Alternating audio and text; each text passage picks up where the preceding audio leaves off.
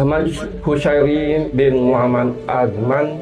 Ya, saya. Aku nikah akan dikau dengan anak perempuanku Azalina binti Sulaiman dengan mas kawinnya RM2,000 tunai.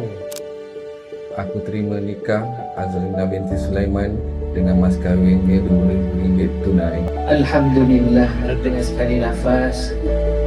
Ya Allah, ya Tuhan kami, berkatilah kedua pengantin ini, Ahmad Husyairi dengan pasangannya Azalina, dan pertemukanlah keduanya dalam keadaan kebaikan semata-mata.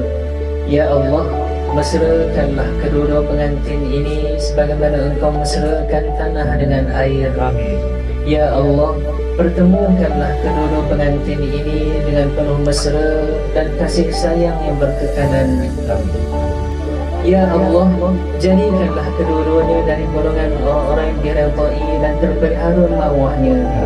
Anugerahkanlah keduanya keturunan anak cucu yang saleh dan salihah, lelaki dan perempuan.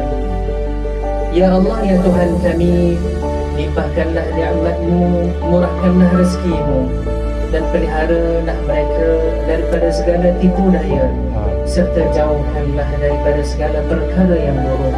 Sempurnakanlah segala cita-cita dan pengharapan kami ini, serta kurniakanlah mereka kesudahan yang sebaik-baiknya. Rabbana atina fid dunya hasanah wa fil akhirati hasanatan wa qina adzaban nar.